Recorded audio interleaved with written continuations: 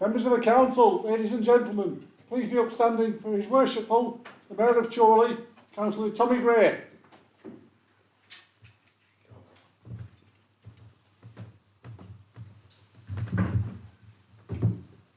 Good evening, please be seated.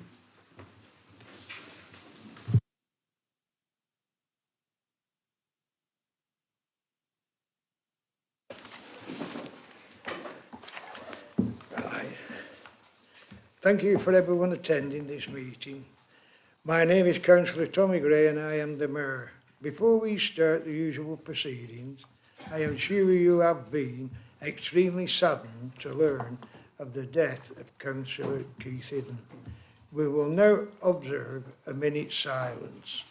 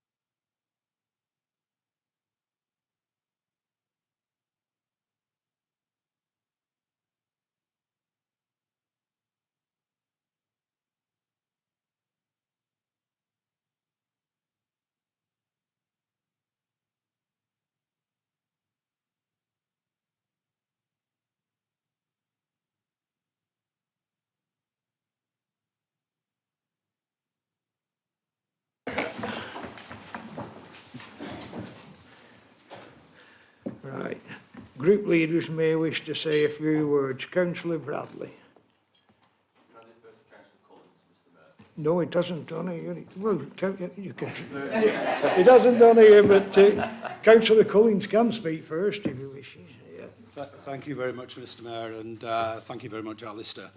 For those of you who attended Keith's funeral last week, it was an absolute packed church. And it was packed not only with people of all political persuasions, but it was packed with people from out the county. And as somebody said to me, there were more chains there than in Halfords. And I think that when I was at the funeral, I started to reflect on why so many people thought so much about Keith. And I started to think of other councillors that we've had here. People like David Dickinson, Terry Brown, Henry Corns, Mike Devaney. What did they all have in common that really built them up? And I think, first of all, every one of them was a gentleman. But I think, importantly, Keith was also a gentleman. I think he was one who commanded respect, a person who loved people. And I think that made him liked by one and all. I think in his kind about people, I was lucky. I've known Keith for over 20 years in various guises, but very much one I could say as a friend. He represented his constituents, not just at borough, but at county level. If you actually took Keith at borough level, he was dedicated to planning. He loved the planning committee. He loved looking at how the town was developing. He also just took on something he said to me, and I didn't realise this, that died when we had a meeting after the last election, and there wasn't many of us. I said, you know, would he, and it was kind of Alistair to offer that we continue to have the chair of ONS. So I said to Keith, would he take on that? Which he surprised me. He said, it's the first job he'd ever been offered by any Conservative here.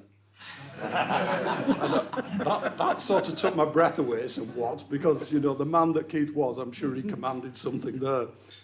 But I think at county, he took on one of the most interesting portfolios of highways. And I don't know if anybody's seen the picture of him, but he was regularly out 2 o'clock in the morning driving a gritter. You know, he would happily do that and contribute. He became deputy leader, and although he wasn't successful, this year he was appointed as chair of the council. As Keith always said, that was the job that was more suited to him. He wasn't a politician man, he was a people man. Keith the person, as I say, I was honoured to have known him for 20 years.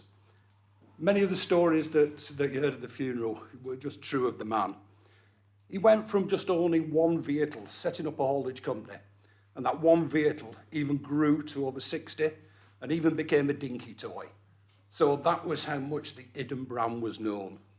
He was a great pigeon fancier, and one that, for anybody who was at the county council, he actually won Old Bird of the Year. Keith very much loved his family though, and we do send our deepest condolences to Barbara, his wife, although many never knew she was actually called that, because everybody knew her as Mrs. Bumble. He never referred to her by her name. The two boys and the daughter, we send our deepest condolences to them. But how will I remember him best? Well, as I say, as a friend. He, I and Mike Devaney and a lot of red wine used to put the world to rights on a regular basis. I've lost a good friend. This council has lost a gentleman and a gentleman, and I hope he rests in peace. Thank you, Mr. Mayor.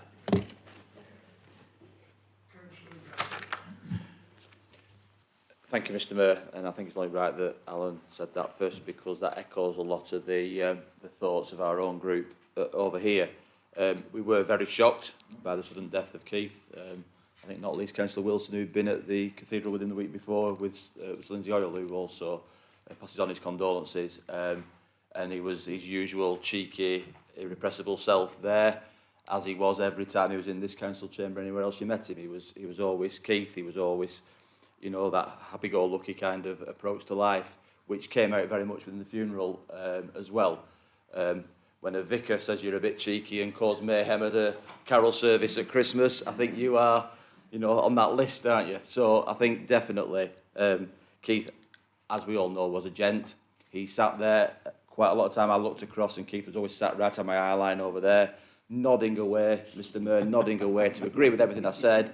And then when it came to the vote, put his hand up to vote against me. I didn't take it personally. I don't think he meant it personally, Mr. Mayor. But yes, he will be missed by us as well for his considered and non-partisan views. He appraised everything as he did in life on, was it the right thing to do? And I think we could all take some lessons for that. So our thoughts are with his family. Thank you, Mr. Mayor. Would anyone else like to pay tribute? No? All right, carry on. Councillor Collins just reminded me, I sat next to Keith for a long time on planning. And he was a gentleman, and the knowledge he had over all the years he'd been on planning was just phenomenal. And he didn't always say a lot, but sometimes when planning gets a bit fraught, and it does get a bit fraught on occasions, he had a knack of just coming in and saying something which just sort of calmed the whole situation. But always I liked the way, after he'd said something, he would pause. And then I remember when I went to that pub when I was 16.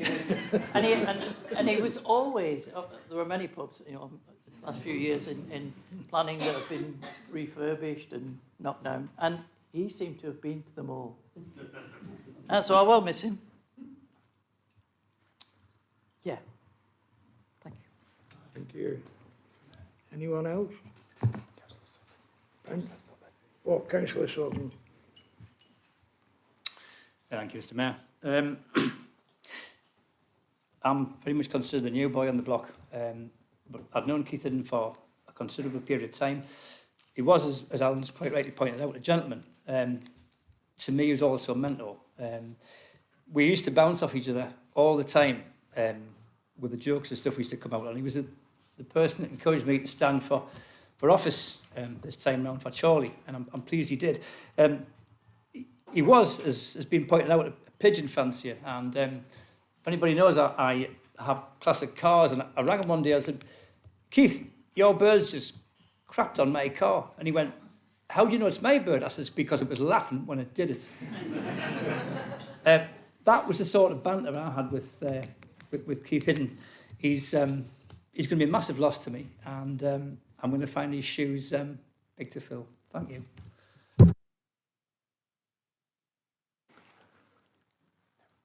No. Right. Members of the public are welcome to observe the proceedings on YouTube. Due to regulations surrounding voting, only those members physically present are able to vote. When you are speaking, please speak towards the microphone so everyone can hear you. Please do not obstruct your mouth to ensure that anyone lip reading can do so. If anyone is having issues, please let Democratic Services know. Some housekeeping. We are not expecting a fire drill, so if the alarm sounds, please exit the way you came in. Please ensure that any mobile phones are switched to silent. If the technology fails, I will adjourn the meeting to try and resolve the issue.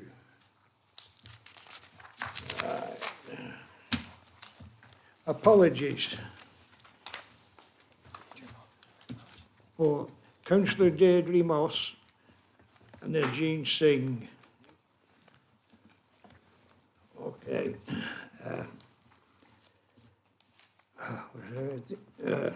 Minutes of the meeting Tuesday 16th of May 2023 of the Council, pages 5 to 22.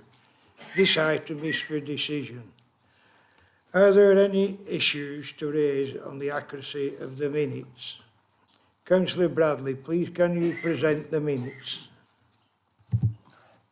Thank you, Mr Mayor. Can I propose that the minutes of the meeting held on the 16th of May are taken as a true and correct record? Thank you, Mr Mayor. Right. Councillor Wilson, Seconded, please Mr. can Mayor. you second them, Seconded. please? Right. All those for? Anyone against? Abstentions? No. Right, thank you. Declarations of any interest. Members are reminded of their responsibility to declare any pecuniary interest in respect of matters contained in this agenda. Are there any declarations of interest? No. Mural announcements. Charity cricket match. On Friday, the 8th of September, I will be holding a member versus officers cricket match at Charlie Cricket Club to raise money for my chosen charities. We're looking for players to be part of the members team. It will cost just £10 to take part, and all players will receive a free hot pie after the match. You don't have to be a brilliant cricket player. It's just about having fun, enjoying the game and raising money for local charities. We also need spectators to come along and cheer the side on. There will be a licence bearer raffle and hot pies available to buy.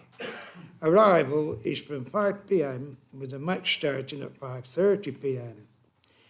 If you would like to join the team or plan to attend as a spectator, please contact Paulie Bringle. Charity walk. On Saturday the 12th of August, I will be holding a charity nature walk, and I love as many people as possible to join me. Further details will be circulated soon. Right. Public questions. No questions have been submitted. Right. Executive Cabinet to follow. 2 pages, 2 paragraphs, 131 to 134. This item is for noting.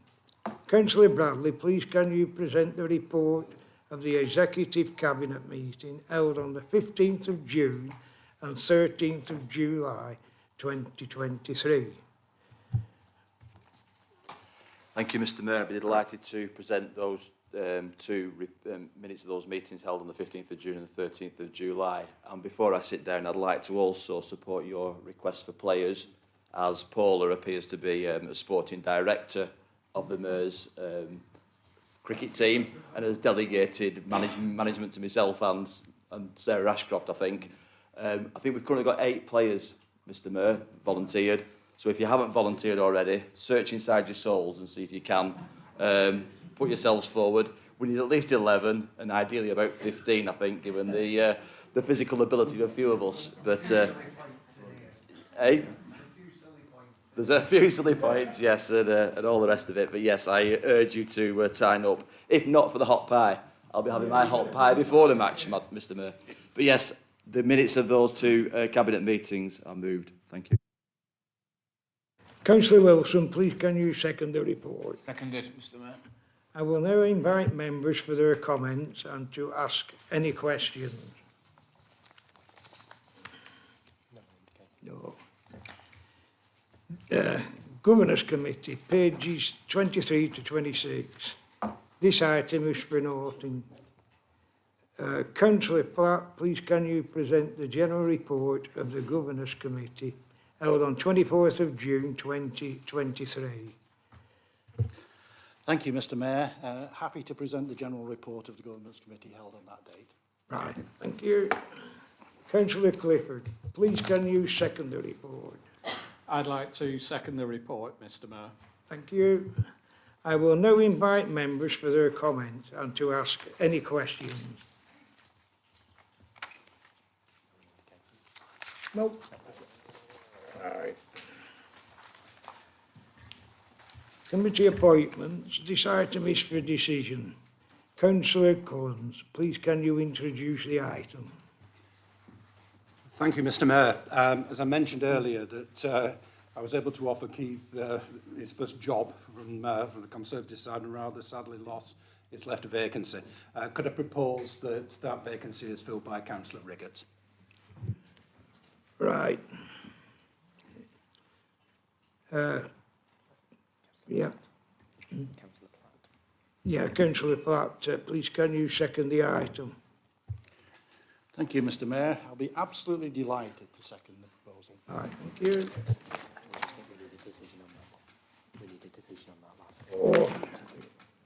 Oh yeah, I've seen that. Yeah, please can we vote on this item? Everybody for? Anybody against? Any abstention? No. Yeah.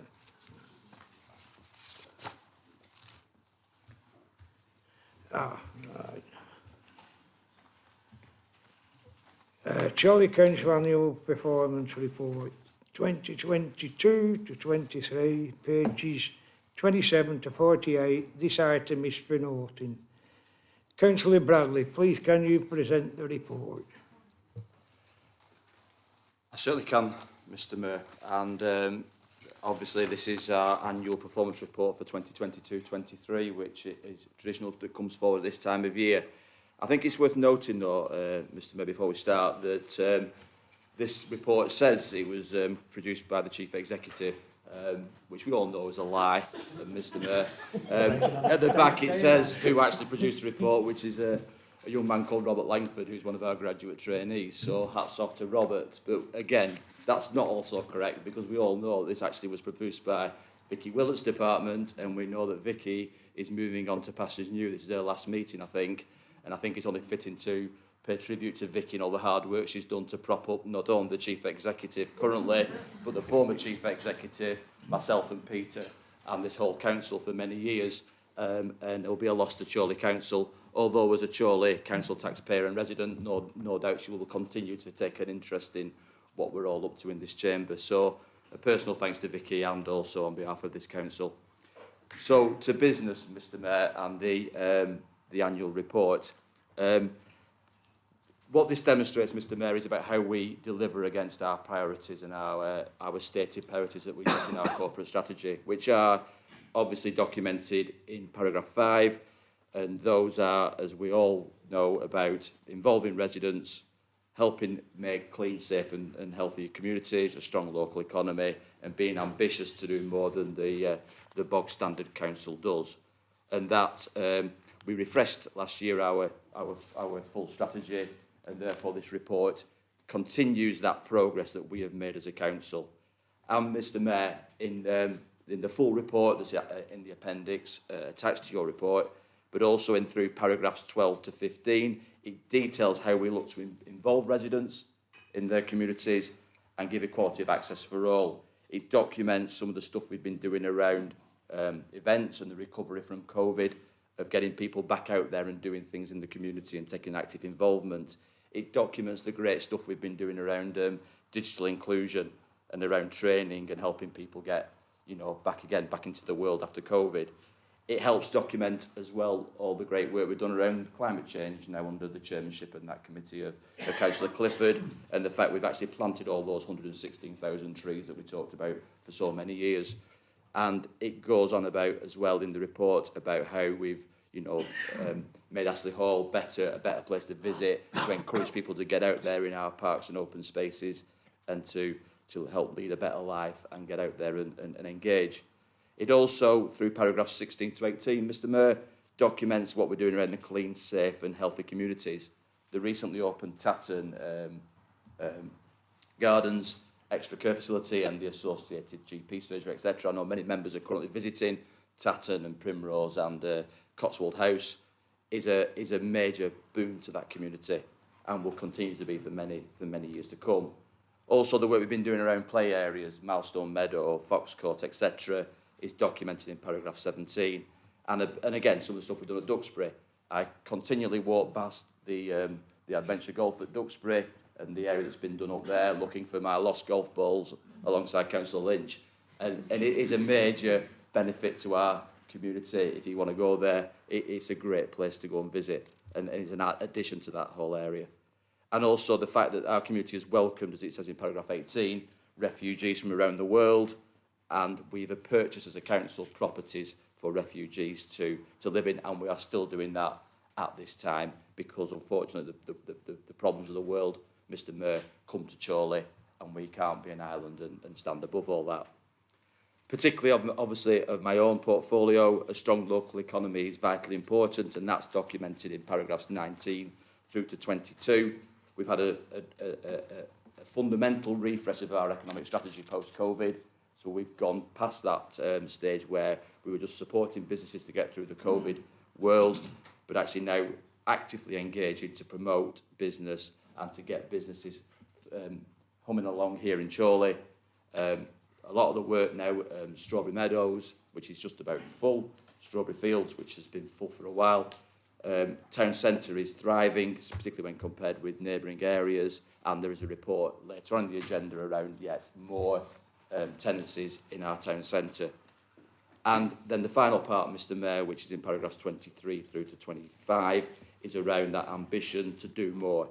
The Customer Access Charter, which I think is an important document about how our residents interact with us and how we deliver for them. Some of the work we're doing around the environmental stuff around wildlife corridors and sustainable weed control and all that kind of stuff, which is very important, is documented in paragraph 24. And as an internal item, the workplace strategy that we've brought in, having had problems through COVID because work was dislocated, having got feedback from our staff that they weren't entirely happy, I think is also quite significant. And I think that workplace strategy is vital to us moving forward. And already, since last year, we are seeing staff satisfaction levels increase. We are seeing, at a time that it's difficult for staff, because as you will all have seen walking around the town hall, our staff are being balloted for industrial action around a pay award, which they believe they should get. We support that, and there's again a notice of motion coming from members of my own group around that. But that's about this country investing in public workers, which we, from the top, are not seeing. We're happy to support that because we see the value of what they do, and that is vital. And it was quite interesting. I believe Chorley had one of the greatest engagements in the ballot for strike action, not because particularly our staff are unhappy, but because our staff feel the point of being involved and having a responsive employer to work for. And therefore, we encourage that. Obviously, like any report, it documents our spending over the past year, particularly capital spending, which is in paragraph 26. And it documents those future challenges that we certainly will face moving forward. And they're documented in paragraphs 27 and 28. Housing is a major issue in nearly every community in this country, and it's certainly an issue in Chorley, where people want to live. We are seeing a reduction in rental properties available, and in particular, affordable rental properties available, which is a major time bomb in our community. We want to be a more green and more sustainable borough for definite, and I know there's important work to do there, but we also need to be enterprising because people are finding it tough out there. We are in tough times, Mr Mayor, and we need to be supporting our communities and our businesses, and I've had that very conversation today about supporting businesses through tough times. And as we said before, this is about a work in progress. We never quite get it right. There are things we can do better. There are things we can do that we haven't even probably thought about at this point in time. But it's a direction of travel. And I think after it's 11 years now of this administration, we are still on the right path. Some of the numbers in the appendices are very impressive just on their own. But taken as a basket of output from this council, we are very much the envy of our of Lancashire. And how do I know that? Yesterday, alongside the aforementioned Vicky Willett, I was at the ICP meeting up in Kendal, and the NHS had to do a report about collaborative working and how the brave new world of health is going to involve local councils as well as the NHS and others, the third sector. And Chorley was held up as a beacon of some of the activity that we do. To quote the lady from the ICB, was, you know, some great examples around volunteer involvement, our time credits programme, about engaging our community. It was held up as a beacon of what can be done to get that engagement. And the exact words were, we wish the NHS could work like this. So it's good when you hear it from yourselves. It's even better when you hear it from others saying it to you. And Mr Mayor, we are recognised for doing some great stuff. Not perfect, but this is a report I'm happy to commend to this council. Thank you, Mr Mayor. Councillor Wilson, please can you second the report? Thank you, Mr Mayor. Delighted to second. Councillor Bradley gave a very comprehensive overview there. But I think in one short word, Mr Mayor, what this report outlines is success. And it's not perfect, as Councillor Bradley said. We mentioned the future challenges, but major, major success. And that's the reason why, Mr Mayor, we have so many Labour councillors in this room and so few opposition councillors. And each year I stand here, I see the number of Labour councillors sweep around the room in front of me, because we listen, we act and we deliver. And that's the most important thing a council can do. Can I just say that's also not just the work of, obviously, councillors, but the work of officers as well. And in particular, support Councillor Bradley in his comments about Vicky. Vicky's been one of our leading officers for a number of years now, and we've been very blessed at Chorley to have a number of good officers that have come up through our ranks, as it were, from a junior post through to the most senior post. But likewise, it's totally understandable that Vicky perhaps wants to go to something bigger and better, and we wish her all the very best with that. So the report, Mr Mayor, as I say, is a picture of great achievements, a significant amount of work still to do, but by working together with our officers, with our councillors, and most importantly, listening to our residents, we can continue to deliver for the people of this borough, Mr Mayor, and therefore I'm delighted to second this report. Right. I will now invite members for their comments and to ask any questions. Oh, Councillor Clifford. Thank you, Mr Mayor. I thought I would stand up and show the council this. I was very proud to have been at the Green Flag Awards with the Mayor this afternoon, where we have won 6 green flags in Chorley, which is a fantastic result. This shows the investment that we put into people and places in this borough. And you'll always hear me bang on about wildlife and biodiversity, but it's also about mental health. Green space is so important for our residents in the borough. And, you know, I've read the fantastic report. We are doing so much. And I do believe that without fantastic staff, great staff that we have an amazing street scene team under Director Asim Khan and Councillor Law as the executive member. But to actually do these, I had a lot of conversations with other councils today and other leaders, and it was other officers. And some councils do struggle to actually get this recognition.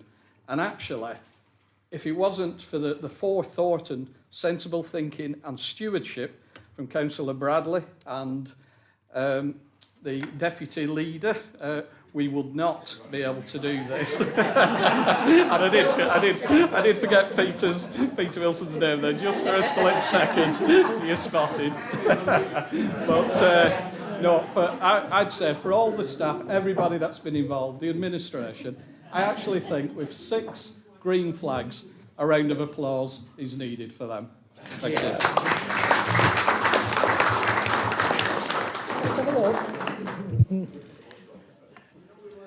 Anyone else? No? Councillor Sherwood.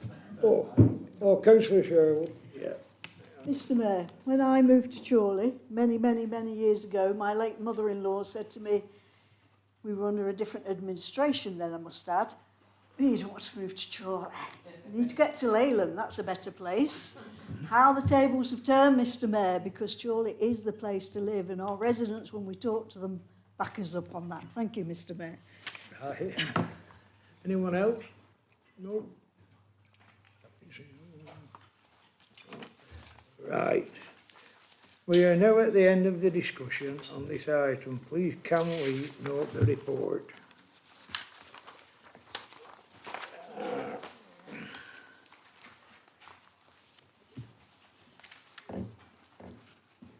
Chorley UK SPF programme, pages 49 to 62. This item is for decision. Councillor Bradley, please can you present this item? Do my very best, Mr Mayor. So, members will be aware because we have discussed this funding previously, so I'm not going to try and bore you with a history lesson, but this is effectively the government's attempt to replace EU funding and the work that that EU funding did previously through ERDF and ESIF, etc. As I've lamented before, it's not as much as used to come from Europe, but then again, Chorley didn't see much of what came from Europe till right at the very end, so will it make much difference? The benefit to us as a district council is that it tends to be devolved to a borough level as opposed to a county or a sub-regional level, which means that we get funding. But like all these kind of schemes, you have to hit certain outputs and use the money for certain things. So it's not just giving you money, it's giving you money to do specific outputs and specific things. And therefore, our response to that is detailed in the report. Our recommendations are detailed in paragraphs 2 through to 5, which is documents how we're going to do about spending that money and delivering on those targets.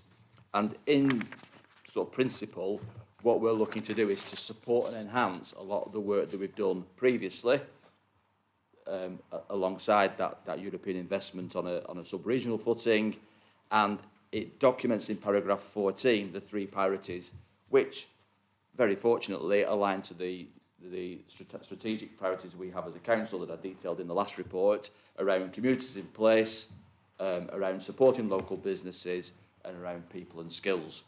And it details there what that looks like, if you like, at a higher level, and those 3 themes.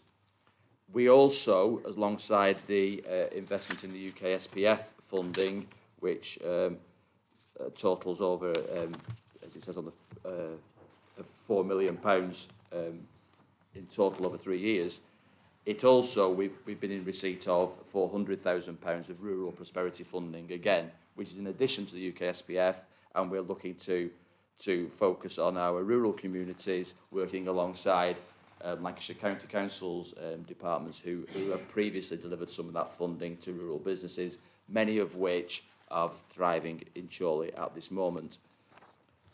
I think the report, Mr Mayor, it details our funding priorities through paragraphs 19, 20, and helpfully in the tables shown within paragraph 20 around what those priorities are. So, for example, on the first table where it down about community resilience is addressing pockets of deprivation and inequality post the pandemic. So there's a lot of work around that about supporting those communities who are perhaps washed over by a general sense of more affluent areas, but we have those pockets of deprivation, particularly in Chorley.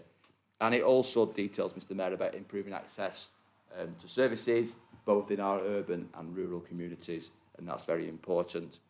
Also, High Street and Town Centre and Village Centre identity and lifestyle opportunities, i.e. keeping those shops in those communities, keeping those hospitality businesses supported as well, is also important. And it goes on to detail in more detail, as people can read for themselves, around support for the town centre, the visitor economy, the wider economic activity of businesses, and by extension, climate change and innovation, etc. And also, because it's talking about those kind of things, Mr Mayor, it also links through to skills and training and employment opportunities, because our residents have to take the benefit of any increase in economic activity.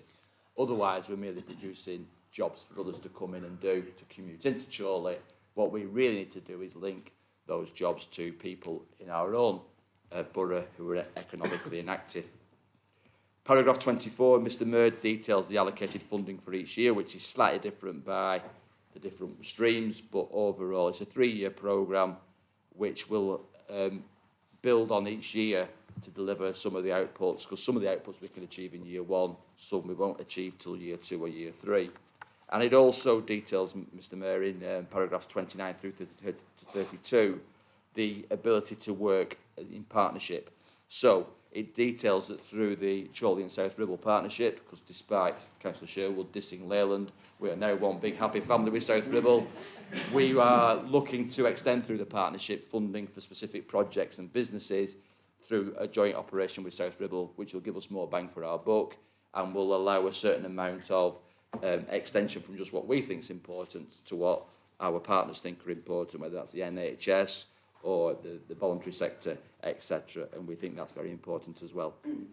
And I think what's equally important in this report, Mr Mayor, is the paragraphs through 35 to 37, which does note the linkage between this spending and climate change work, and also links with this spending with equality and diversity, because that's a key theme of this funding stream, which perhaps hasn't been there before, is to ensure that we've got that equality of access, that it's open to everybody and not just the people who know how the game's played and people who were involved in ESIF and ERDF in the past. And I sat as a district rep on the ESIF committee, and it took me at least 2 years to understand the jargon, never mind how the actual game was played, is that we keep this simple.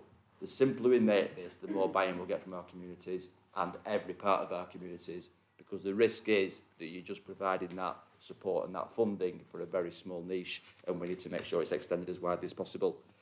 We hope it will increase in the future.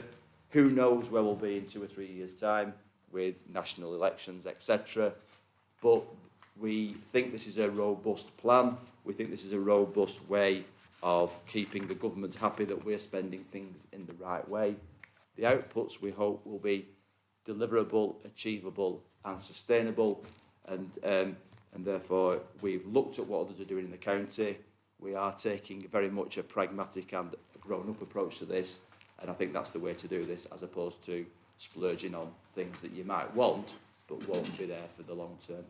And therefore I'm happy to make those proposals detailed in paragraphs 2 through to 5. Thank you, Mr Mayor. Thank you. Councillor Wilson, please can you second this item? Thank you, Mr Mayor. Another comprehensive report from Councillor Bradley.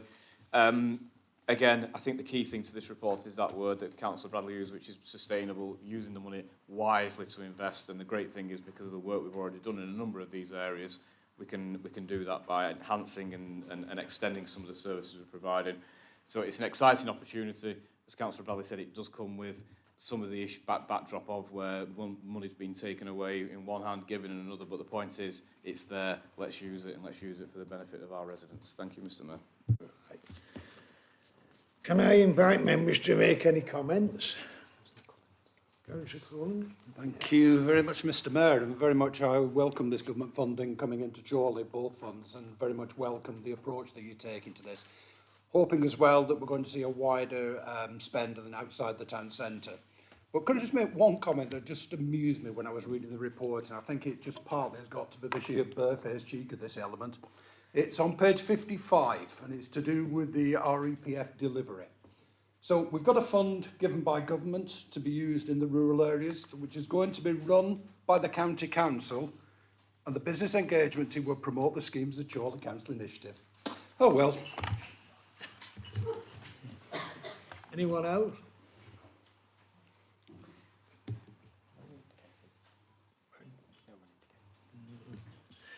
Right. We are now at the end of the debate on this proposal. Recommendations are at paragraph 2 to 5. And all those for? Anyone against? Any abstentions? No. Right. Homes for Ukraine funding, pages 63 to 70. This item is for decision. Councillor Howard, please can you present this item? Thank you, Mr. Mayor.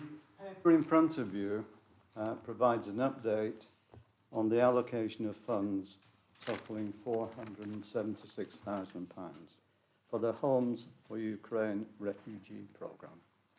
The paper provides a comprehensive picture of the history and the processes of the scheme, which links sponsors, householders in Chorley with Ukrainian refugees.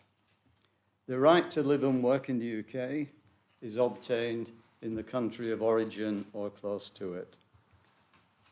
This policy should not be confused with other migrant schemes that are actually in operation at the moment. This is, in a sense, a discrete scheme specifically linked to what is explained in the paper. The government initially provided funding for 6 months, but that wasn't long enough and has been extended to 2 years, which will run until April 2024. We need to bear in mind that this may not be over by April 2024.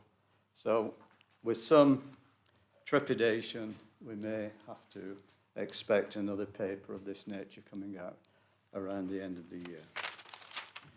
Paragraphs 26 and 27 explains that £87,996 has been earmarked to prevent future homelessness. This could be a major problem unless we keep financing this scheme. The government paper of January 2023 states that this funding would be used when a relationship between a sponsor and a guest may end for some reason. It may just be that the sponsor decides they don't want to continue or effectively the guest may not be totally happy with what's going on. The funding could be used to obtain rented property, so payment of a deposit, several months' rent could actually be paid for to actually move people into their own houses. Further details are provided in paragraph 28, including possible use in preventing homelessness in general. We're going to have to be very careful with this one because there are quite a lot of people who might call themselves homeless, certainly a lot of people in need of housing in Chorley. And this scheme has got to run to April of next year. The majority of funding will be used to achieve the following objectives, which have been developed through consultation in the community with Ukrainian organisations and other voluntary organisations that have played a big part in all this. The 3 objectives will be development of English language, employment and housing. All 3 are very, very closely linked.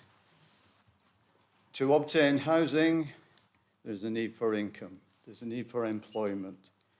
To get those 2 things, you would need language skills of a certain level. So the 3 are very closely connected. The long-term aim that we should all have for guests, but there will be guests who wish to extend their stay in the UK, is to enable them to obtain independence, greater independence than what they enjoy at the moment. Determining spending priorities, once again, this has been through consultation, and it's actually produced 2 major areas. The first one being enhancement of support through the council, improving staffing levels and other resources. Secondly, support for local groups. Examples are actually listed in paragraphs 35 to 36. It's a terrible situation that we've got over there. Hopefully, if we actually do accept this budget, we'll be able to help out these people in dire need. Thank you, Councillor Howard. Councillor Murray, please can you second this item? Thank you, Mr Mayor. I'm happy to second this item. Thank you.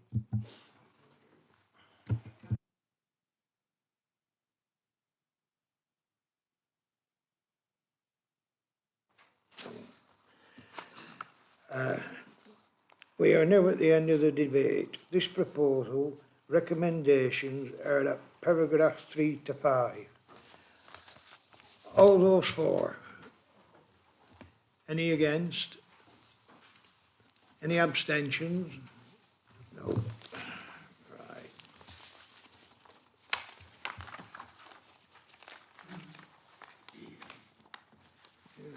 People will come home. Come on. That's it, got it.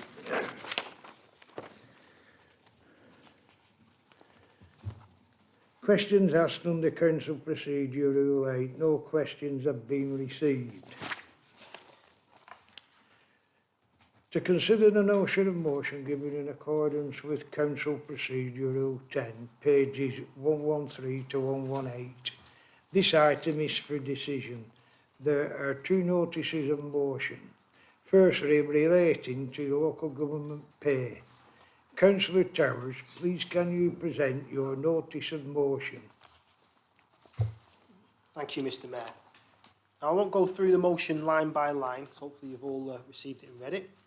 The notice of motion is to support a fully funded and proper pay rise for our council workers. Now, local government has endured funding cuts of more than 50% since the Conservative government came into power in 2010. Councils have lost 60p from every pound that they receive from central government. And that's why many councils are facing the national shortfall in funding. This is to the tune of £3 billion. We've seen a number of Conservative councils recently go bust. And many other councils have only just avoided it through dramatic service cuts. That's why it's essential that central government needs to stump up to fully fund a pay rise.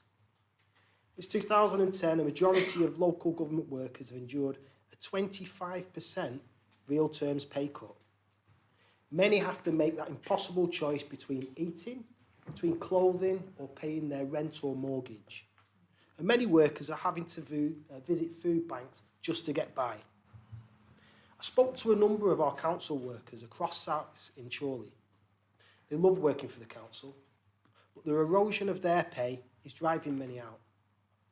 We now face a crisis nationally in filling council roles, and further pay restraint will have a further impact on our ability to fill roles, and also the ability to deliver services. It's likely that the Conservatives will use the old line that there's no magic money tree. But that myth has been well and truly busted. You see, they find a magic money tree for tax breaks for the wealthy. Things like the non-dom tax status for the Prime Minister's friends and family. They've also recently removed the banker's bonus cap. And they turned a blind eye for massive corporate profits. How long did it take them to be aware of Shell and BP's massive profits? Now, the government could pay workers their wealth. Workers who worked hard throughout COVID to deliver essential services, not just in Chorley, but across the country. Paying council workers a fair wage would also give a huge boost to the whole economy. Because unlike the billionaire class, your local bin driver or your park warden doesn't put their money in an offshore account. They spend it in our local shops, in our local communities. This in turn keeps other people in jobs. It helps create a local thriving economy. Now, this isn't rocket science, it's just basic economics. So I call on councillors to do the right thing and support a pay claim submitted by Unison, Unite and G&B unions to give council workers a properly funded and fair pay rise. Thank you. Thank you. Councillor Snape, please can you second the motion? Thank you, Mr Mayor. I'm speaking to second the notice of motion. As Councillor Towers has touched upon, since 2010, local councils like Chorley have suffered a huge amount of cuts from central government. During this period, the demand for local government services and support has never been as high, and it's officers like those at Chorley who are working relentlessly to try and fill this gap. Every day when we read the news or we watch the TV, we hear new phrases like in-work poverty that is becoming more and more commonly used. And be under no illusion, some of these workers will be using food banks, worried about rents and mortgage increases, and some of these people will be working at Chorley.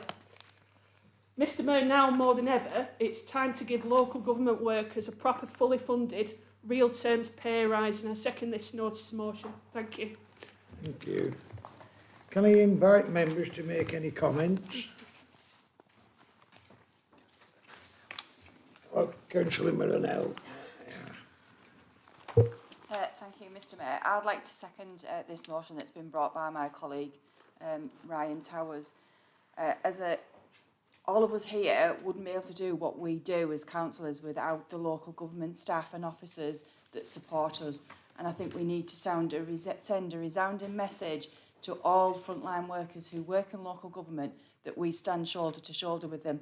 Because let's face it, guys, without the team here, we wouldn't be able to do what we've all been elected to do, and that's to represent the members, the residents of Chorley. Thank you. Thank you. Any more? Councillor Collins. Thank you very much, Mr Mayor. Could I say, first of all, just how disappointed I am that this motion has come before this council and the format that it's come. It's the first time I can honestly say I've seen a notice of motion in front of the council which is pure union. Yes, many of the motions before may have come via the unions, but to have it printed with the union headings on this paper, I think is despicable. I think it is really poor of this council. And could I just look at the Constitution, item 10.2. The Constitution actually states that notice of motion can be brought when it is the responsibility or affects this council. It isn't our responsibility, it's collective bargaining. That's the responsibility of the unions for collective bargaining across. So if we want to actually use then the other part of that, which is around that, does it impact on Chorley? Yes, it does.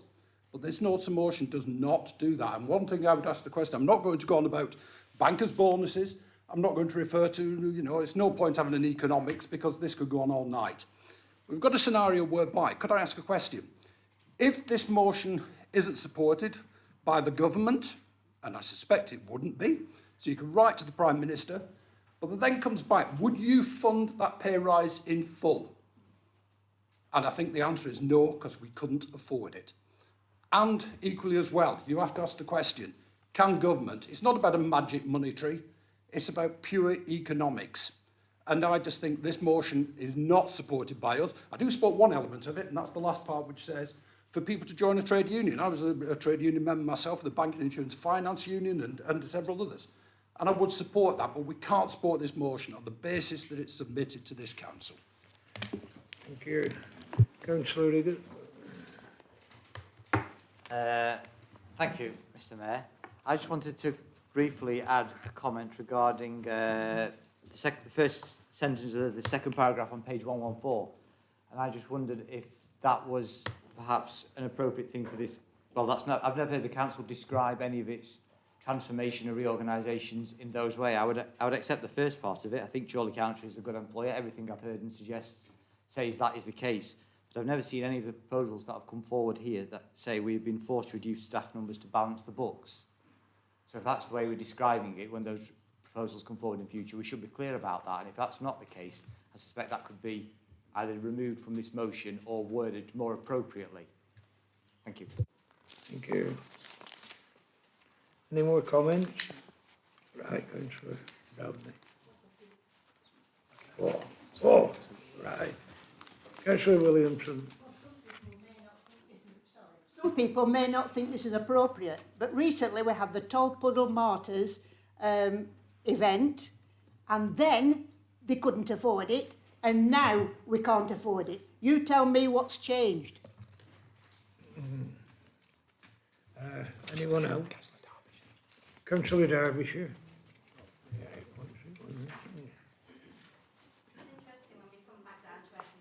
and saying we can't afford it due to economics. Actually, it's more than just economics. This is about people's lives. It's about people. It's actually not about economics. And I think that's where the problem lies with this Conservative government, because it is not about people. It's actually about their profiteering. They're making money on the backs of workers by depriving workers throughout the country. And actually in Chorley, it has a massive effect. So it no longer is it about economics. It's about Conservative greed and profiteering. So that's why this motion should be supported. Thank you. Yeah. Councillor Bradley. Thank you, Mr Mayor. I wasn't going to speak on this because I think other people are more than able of doing it, and Councillor Towers and Councillor Snape put the points very well. Just to respond to Councillor Rigger, that is the notice of motion. Isn't that part there? That's a note from our local branch secretary, who is an employee of this council, and these councils, I think, saying their view. That's their view. I'm not going to say whether they're right or wrong. That's the union's view. They're quite entitled to their view. I have my own view. But that's the view of our workforce. If that, I'm not going to dispute that in this meeting. They probably know better than us exactly where we are. We don't, as a policy, try to balance the books by cutting staff. We try and employ as many people as we possibly can, because that's what we should be doing, to give as good a service as we possibly can. If that's the view of the union, they're entitled to that fully. And in response to about the affordability, the very real risk is if the government don't support this, Councillor Cullens, it will come back to this council for us to pay our workers what they need to live. And then we'll go out and have to stop doing all the nice stuff we've discussed under the report earlier to go back to some basics and pay our employees. Now, that's a debate for maybe for another day, but I know what I would do. I would pay them that money if that's what they need to, as others have said, to survive. Because to choose to do something which the government appear to be doing is choosing to do that rather than paying that support. And that's what we're asking for, is a fully funded support from the government across the country. Because, as Councillor Towers outlined earlier, there are councils, Conservative councils amongst them, who are in a far worse state than us. So it shouldn't be, if that council's doing all right, they get it. That council's not, they're not getting it. It should be one, like you said, joint bargaining. This is our view in Chorley of what we want to see. Thank you, Mr Mayor. Thank you. No more? Oh, Councillor Rigger. Yeah.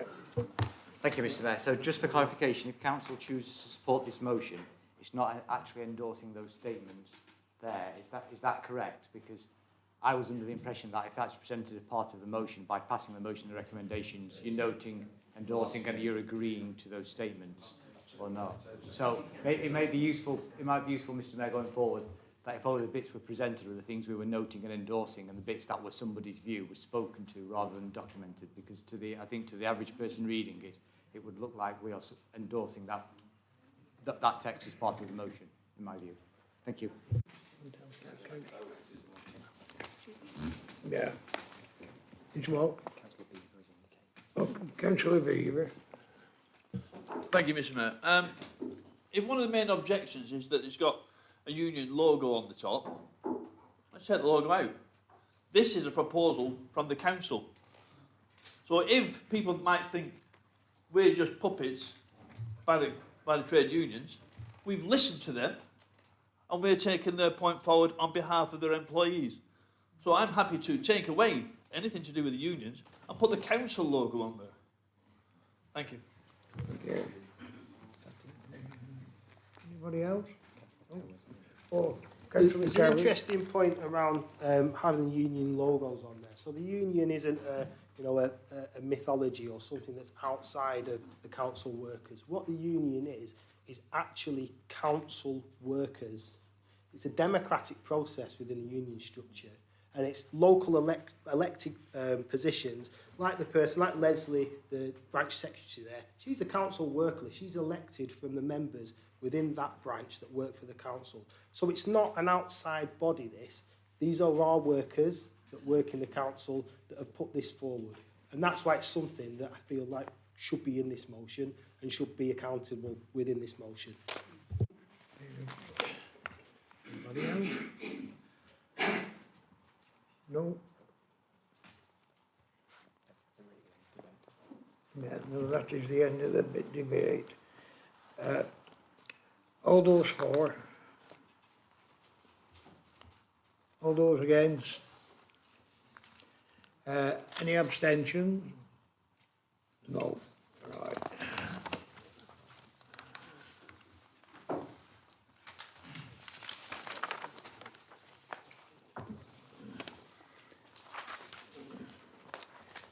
Right. Secondly, relating to the closure of ticket offices. Councillor Martin, please can you present the notice of motion? Thank you, Mr Mayor. Good evening, fellow members. I take it you've all read the motion already, so I'll not bore you with the details, but I wanted to highlight some of our residents that will be affected by the ticket office closures. Residents that I've spoken to, people that I know personally.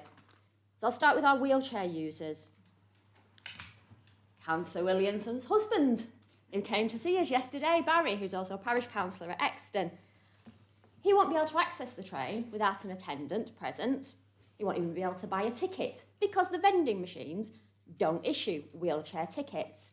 He has to get a ticket from the ticket office or booking online. You can't even use the app to book a wheelchair ticket. And if there's no attendant on the station to put the ramp out, he cannot actually physically board the train on his wheelchair. There's also my friend Miles. My friend Miles has been celebrated by this country as a gold medal winning Paralympian. But he's also a wheelchair user who will now be restricted in using the train. A train service is relied on to be able to actually use public transport.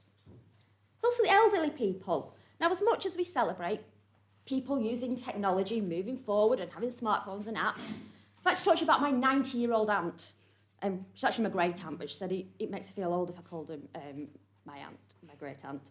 And she regularly asks me what the free Wi-Fi is that's on the side of the 125 bus.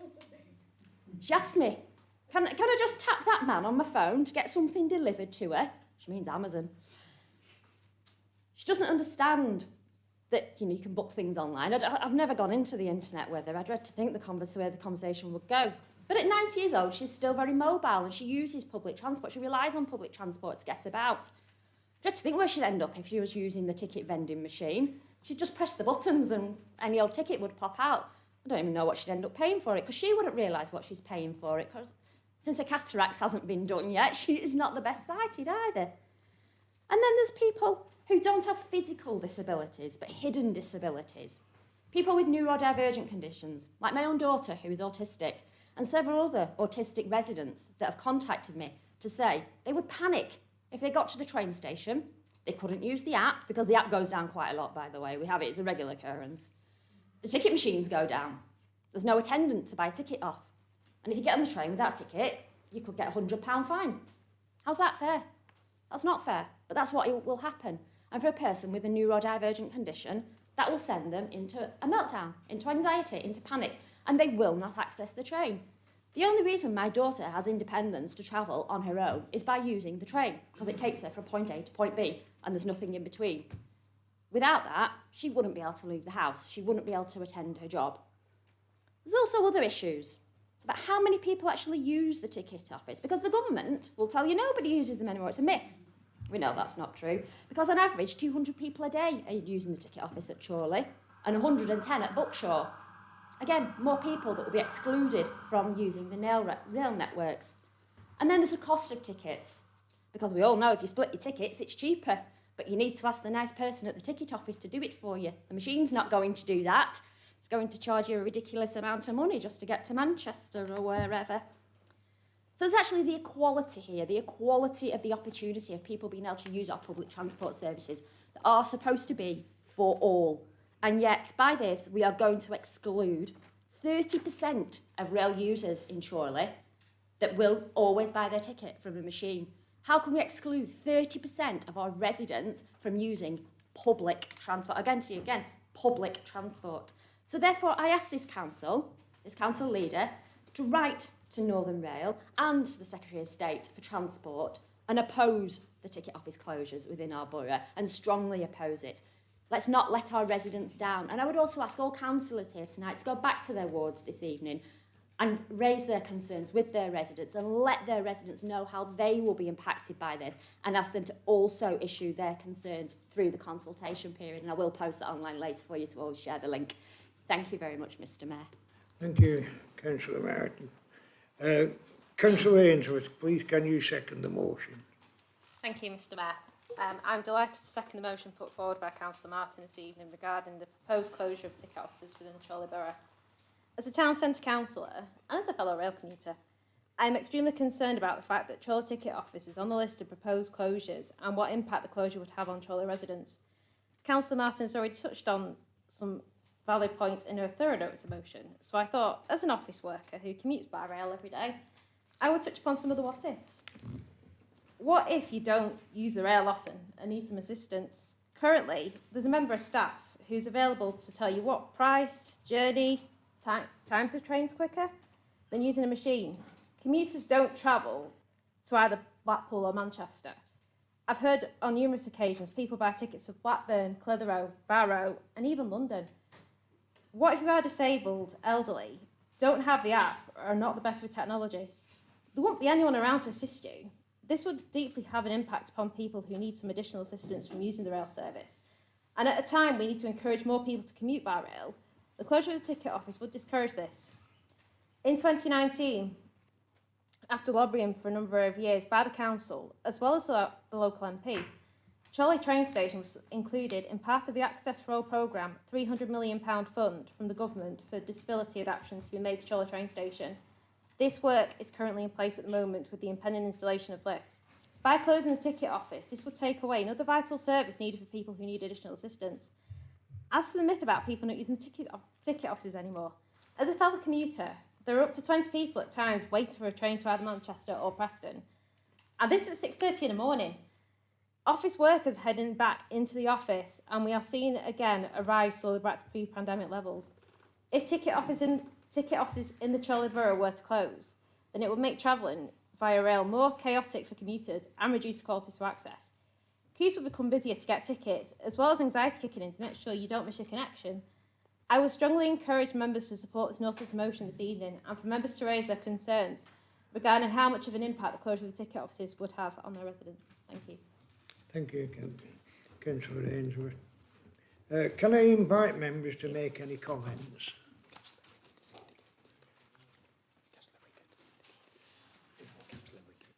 Councillor Riggett. Yeah, Councillor Cullen. Yeah. Thanks very much, Mr Mayor. We will be supporting this motion for several reasons. We fully support that there is a need to reform ticketing and there's a need to reform ticket offices. But the proposals as they've been presented have been, I think, poorly thought through.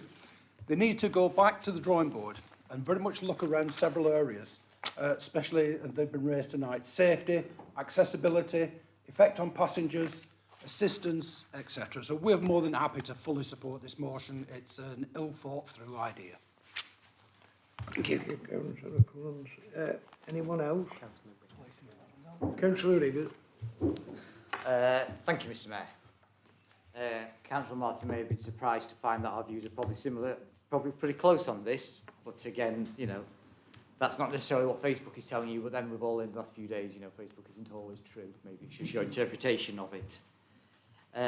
Like I agree with Councillor Cullens that, you know, there are serious concerns about these proposals. I'm personally for more investment in technology, to making public services better, making your experience as a customer better, but currently these proposals don't offer any improvements in that way. They just seem to be taking away some services that residents currently rely on. And it would be remiss of me not to mention my concerns around Buckshaw Parkway. I mean, myself as Deputy Leader, I would normally say Councillor Wilson, but I'm going to steer from Councillor Griffin. I've long debated, you know, how investment and what we should do about the future of Buckshaw Parkway, and I'm sure we will touch upon that again at some point. But I think, particularly with that station, I don't think there would be any disagreement that we need to look at, if these kind of proposals were going to move forward, that we would need to look at CCTV and lighting, the assist for passengers, as Councillor Martin referred to, that is definitely a case. And many people may be surprised, if they've seen the data, the amount of residents who actually still use a ticket office and pay it cash at that station, which is quite out of sync with many stations in Lancashire. So I think as this council, we would need to understand that and ensure we're representing those using part of our responsible, like Councillor Cullen say, I'll absolutely support this motion. Thank you. Thank you. Councillor Sherwood. Mr Mayor, closing ticket offices would be discriminatory against age and discriminatory against disability. And many older residents, of course, do have a disability. Article 14 of the Equality of Human Rights Commission states that discrimination can occur if you are disadvantaged by being treated the same as another person when your circumstances are different. Age UK details the 2010 Equality Act with regard to considering the needs of people with protected characteristics, and it makes reference to local services, including transport. This would be yet another case of community being replaced by corporate, because ticket offices, train stations are part of our community. Thank you, Mr Mayor. Thank you. Councillor Towers.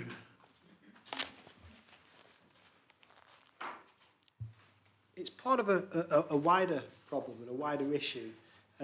Fundamentally, there was a move to remove the guards on the trains and a constant campaign with regards to that. And again, that's an undermining of the quality of service that the public can expect. Very much linked to the last motion. And this, is another erosion of that service. We've been doing engagement and petitions with regards to the different train stations across our borough. One at Chorley Station and one at Buckshaw Parkway. And the public are very much behind it. We've got a petition here and there's over 300 signatures there. That's after just 2 days of speaking to people.